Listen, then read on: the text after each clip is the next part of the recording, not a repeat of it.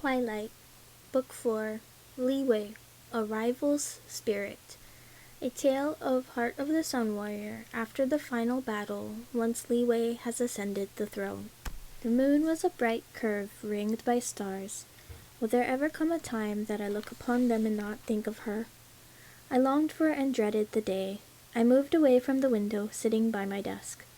Leaning against the chair, I closed my eyes. In the dark, I could almost imagine the lilting strains of Xinyan's flute, just as when she had played for me in the courtyard, before the cares of the kingdom had consumed us. Just this echo of a memory was enough to warm my heart, to stir cold regret. I had wanted her to be a part of my life here, believing there was nothing more important than being the celestial emperor. While I had never craved the power of the throne, neither would I discard my duty. If she could have been content here, my happiness would have been complete. But while this was my home, it had never been hers. The years we spent together were precious ones, and I wished we'd had more time to live freely as we'd dreamed of. But life had taken an abrupt turn, hurting us both. We had tried to repair that which was broken, almost succeeding in building something new. Yet it was never as strong as before, like trying to smooth a folded web. Had that been my mistake, hoping she would fit into my life rather than wanting what was best for her? Should I have guided her better in her dealings with the celestial court, in how to win my parents' favor? Her life would have been easier, yet it would have turned her into someone she was not. I should not have expected her to change for me, but in the darkest of times, when I longed for her, how I wished she could have. A selfish thought. Xingyan had given so much of herself, beginning with her love that I'd first cast aside, even after she had stood by me, defended and protected me, rescuing our Wum from Wugong's villainy. I thought nothing could break her, but I was wrong. No one was invulnerable. Those stronger might endure more, but they paid for it nonetheless. She did not think she was the hero, but she was mine. She gave of herself without resentment or calculation, even as it drained her. In the worst days of her own grief, she had stayed here, trying to ease my burdens.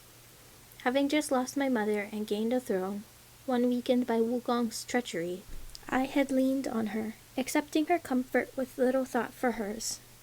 At first, I had not understood the depths of her grief, and later, I had been unwilling to speak of it, to acknowledge how much he meant to her, and what that meant for us. I'd believed as long as we were together, I could make things right, that she would forget. It might have been true once, but no more.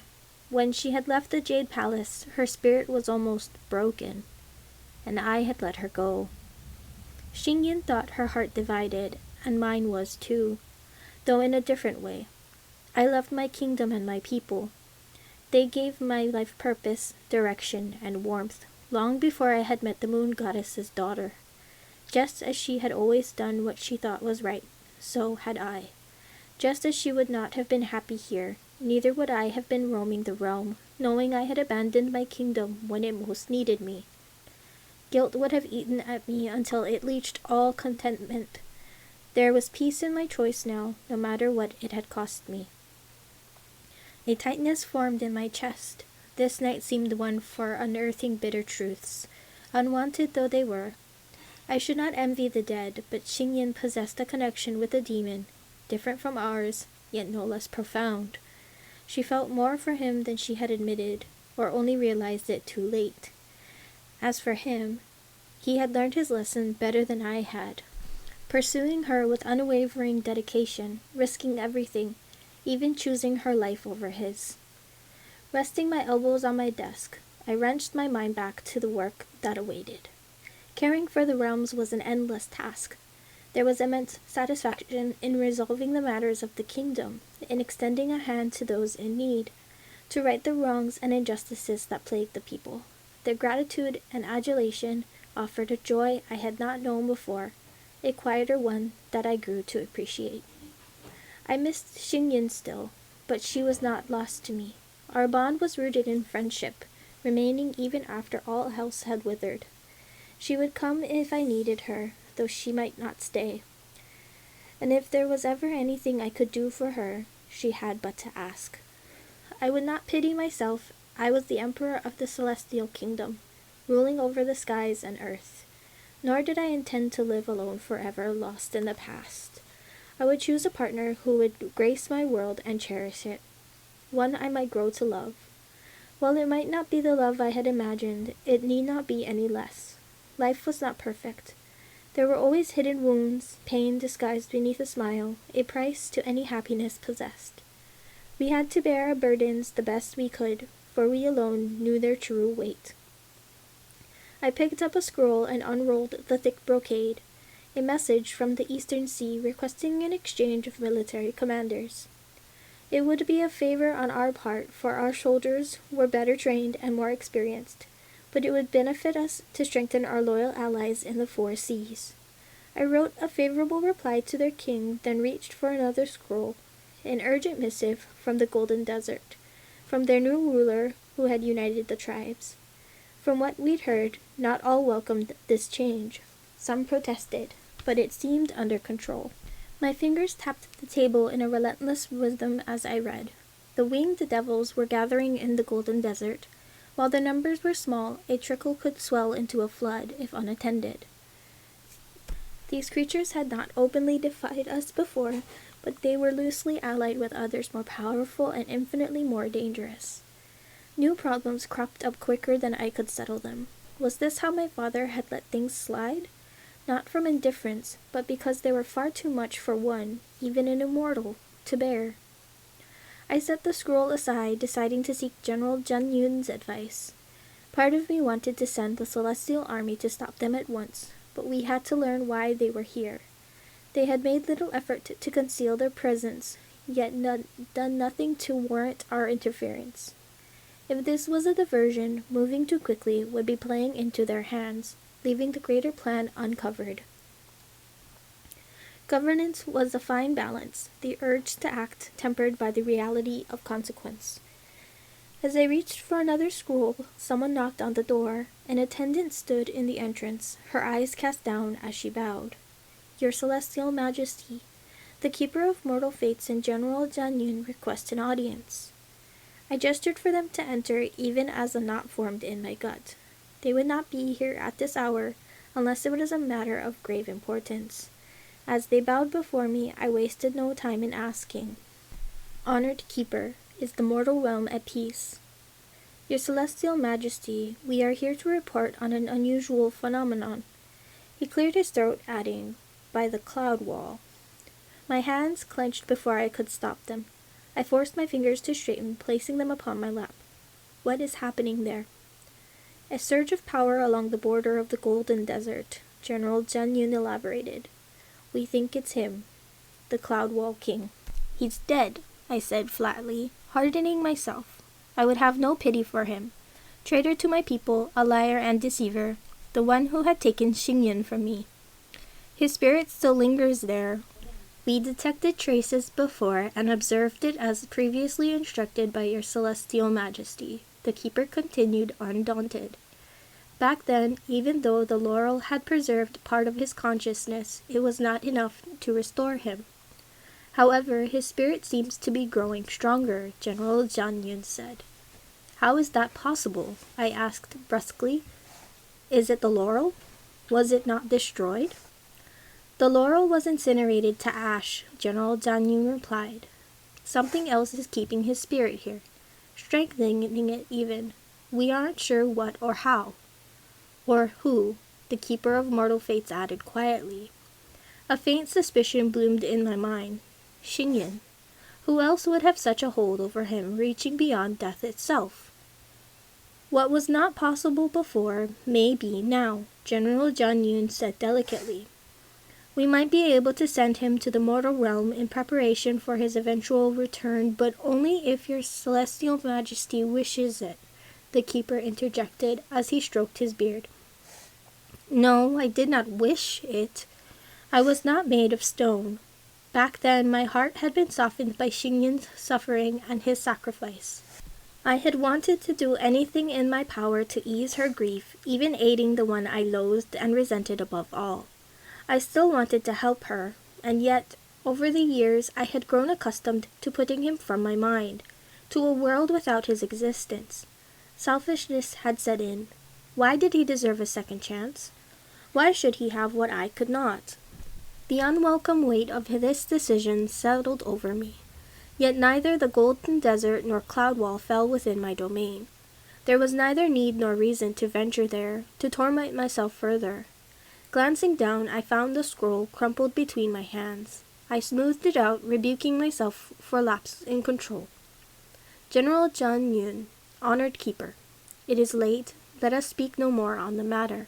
My tone allowed no dissent. They exchanged a look before leaving the room. More than high-ranking courtiers, they had been my respected teachers, and now were my most trusted advisers. They had taught Xingyin too, and watched over her well-being as they did mine. But I had issued an official command. I had not invited their opinion. I did not want to hear it. I rose and left the room. An attendant followed me, holding a lantern to light the way ahead, the same one who had ushered in my visitors. By the door to my inner chamber, she halted and turned. Her cheeks were flushed, her fingers tightening over the lantern's handle as she took a step toward me. She was lovely, with doe eyes and delicate features, her long hair reaching down to her waist. Maybe my defenses were low after tonight's recollection, but an unexpected heat stirred within. It had been a long time since I had felt this whisper of desire, a temptation to lose myself in another's warmth, to feel their arms around me, to indulge in their gentle caresses. Was that not preferable to a solitary bed? As I stood there unspeaking, her eyes gleamed. At once she lowered them, biting her red lip. "May I attend to you tonight, your celestial majesty?" she murmured, her voice dipping low. The brief spell broke. Memories of Xingyin rushed over me. There had been no artifice about her, no false modesty. I didn't want another, at least not tonight. I shook my head, my tone clipped. "You may leave." A frown wrinkled her brow, swiftly concealed beneath a smile, as she bowed and backed away. Her emotions seemed a mask to be worn or discarded at will, and I was attuned to disingenuity. She was likely trained to be such as a pawn, to be thrust into any situation where she might gain advantage for her mistress. Or perhaps she was merely ambitious, seeking to trade her favors the best way she could. My father might have accepted these offerings with callous ease, but such manipulation left me cold, desire the last thing on my mind. I could not sleep that night, plagued by restless tension. It did not feel right, ignoring what General Zhang Yun and the Keeper of Mortal Fates had told me. No matter how much I despised the demon in life, I owed him a debt for the honor of his sacrifice. Few called them by this name now, but it was easier to hate him as a demon. Still, he kept Xingyin alive, shielding her from the full extent of Wugong's wrath until we were close enough to aid her. He had died protecting her, and in doing so protected our realm. Was that why she could not forget him? I would not delude myself that she loved him because of that. She had loved him even before. The memory of their kiss in the fragrant mulberry grove still haunted me. The way their bodies had fit together, how she had gazed at him, just as she used to look at me. I had lost her long before the demon breathed his last. Rising from the bed, I shrugged on a robe and pulled my hair into a topknot. As I left the room, the guards followed close behind. They were used to me waking at odd hours of the day, but I did not head to my study as expected, instead making my way toward the main gate of the Jade Palace. One of the soldiers cleared her throat. "Your Celestial Majesty, if you wish to leave the palace, shall we inform General Zhang Yun?" "He is not my nursemaid." I spoke sternly, my temper strained. Yet she was right to caution me, particularly given the recent unrest in the Golden Desert and our tenuous relationship with the Cloud Wall. I could no longer be reckless, for I was the crown. Any harm to me would be inflicted upon the honor of the Celestial Kingdom.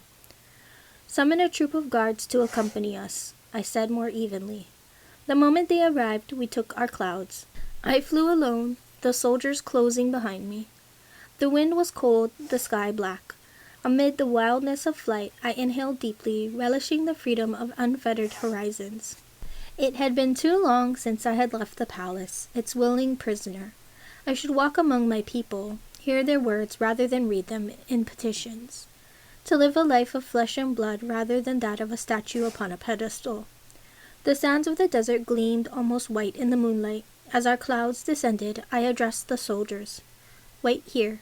I will go alone." "Your celestial majesty, it could be dangerous," one of them said anxiously. "Would you allow some of us to accompany you?" "Do you doubt I can defend myself?" It annoyed me that they thought me helpless when I had trained alongside them for years. "I will shield myself. There is nothing here but sand and cloud." The guards exchanged wary glances, but they dared not raise another objection. It wasn't merely the solitude I craved tonight, though I did want to be alone. This place evoked too many searing recollections, those that struck too deep to conceal. Moreover, if there was really another presence here, I wanted no witness to our encounter. As I walked onward, doubts assailed me. Why had I come here? Was it curiosity? The desire for closure? A part of me wanted to confront him. If he were alive, I would have taken satisfaction in striking him as he deserved. Except such sentiments belonged to the past. Stray fragments, echoes, shadows of who we had been. By the edge of the border I stopped. While relations had improved between the reign of their queen, our previous treaty still held. We could not cross into Cloud Wall without permission. It had not mattered, for few Celestials wanted to venture here, most clinging to old beliefs and prejudices. I would not break this tentative peace. They would have no reason to move against us. Despite our brief alliance against Wugong, I did not trust them. Too much resentment still lay on both sides, particularly after the death of their king. Carefully, I examined the energy that surrounded this place. An unfamiliar fragrance was entwined with the air, a trace of pine. Drawing a slow breath, I reached out with my magic, seeking that which remained unseen. My talent and life yielded a keen awareness of an immortal's presence, even the shade of one. I sifted through the stillness patiently until I sensed him, his spirit, whatever remained of it. "Why are you here?"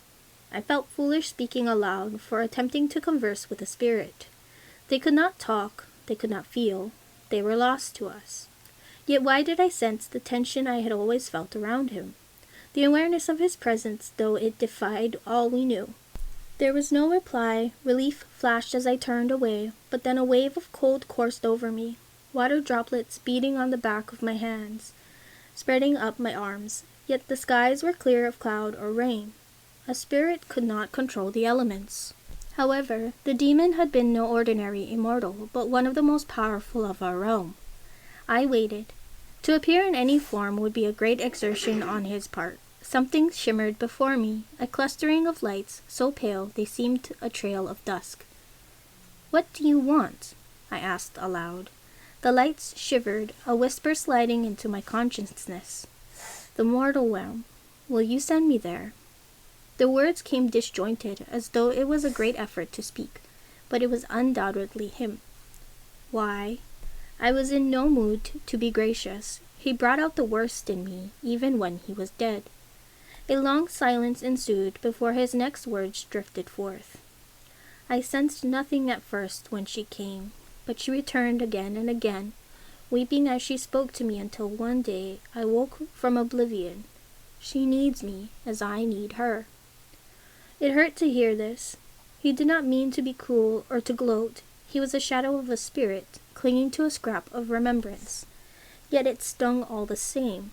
Channeling my magic, I crafted an enchantment to strengthen the bond through which he spoke, making it easier for his words to form. "You do not deserve her," I told him fiercely. "I will endeavor to." "Why have you not spoken to Xingyun yourself?" I demanded. "She grieves still. I do not want to raise her hopes without reason. I will not cause her more pain." My chest constricted. I thought he would selfishly bind her to him, even in death, yet he wanted what was best for her, as should I. "If you will not do this, I will not blame you. Before, if I could have won her from you, I would have spared you no concern."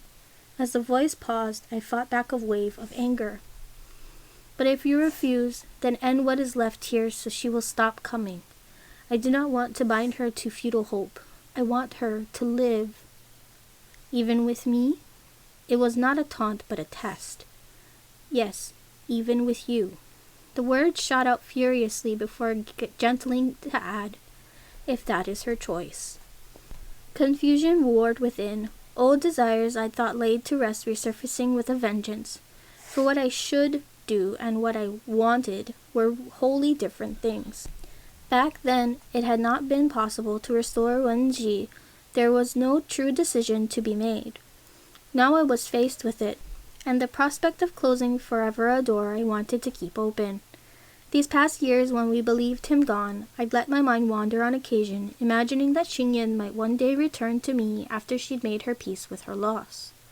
But even if it were possible, I did not want her that way, to be someone she settled for. A consolation prize. Once I'd believed it would be enough, I would have said almost anything then to keep her with me. But we both deserved better. I would not be selfish, not with her. Xingyan should have this chance with the one she had chosen. As for him, a grudging respect solidified at his resolve, at what he would do to return, battling from death itself to find his way back to her. After everything, Xingyan would have someone who would place her first, keep her safe, cherish her happiness above all, even his own. How I wanted that kind of love, that all-consuming passion she had given me once. I would find it again. I would do this for her and for me, for all we had been to each other. I will help you. I ignored the wrench in my heart. I will allow you to enter the mortal realm and live among them, until you are able to return to our world.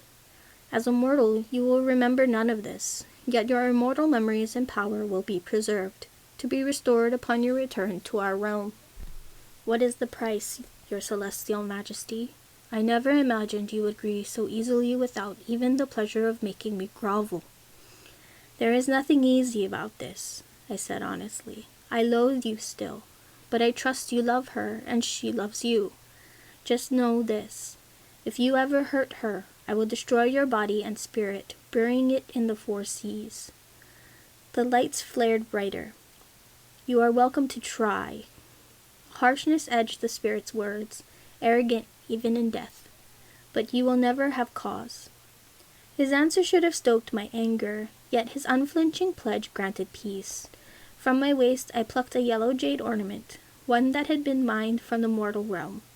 It would hold the essence of his spirit, allowing it to be claimed by a mortal form. Gather your spirit. Thank you, your celestial majesty. He spoke so gravely, with such sincerity, my eyes were damp. The air shuddered violently, sand springing high. The glittering specks of Wenji's spirit arced around the stone, then coalesced into a single luminous sphere. It drifted in the air, sinking into the jade like ink onto silk. The stone gleamed, turning cold to my touch, a sheen of frost coating it now. I wrapped it with a piece of cloth and tucked it securely into my sash. Tomorrow I would hand these fragments of his spirit to the keeper of mortal fates. Wenji would descend to the realm below, leaving our world. Gradually the echoes of his presence would fade from here, until not a trace remained.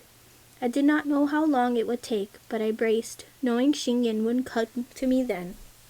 While she had kept her distance all this time, once she sensed the absence of Wenxi's spirit, she would come in search of answers, and I would give them to her. An ache twisted within, a soundless protest, but it was tempered by a newfound warmth, sweeping away the lingering remnants of jealousy and of loss. It would be a joy to banish her misery, to return hope to her life, and perhaps once she was at peace, I would then find mine.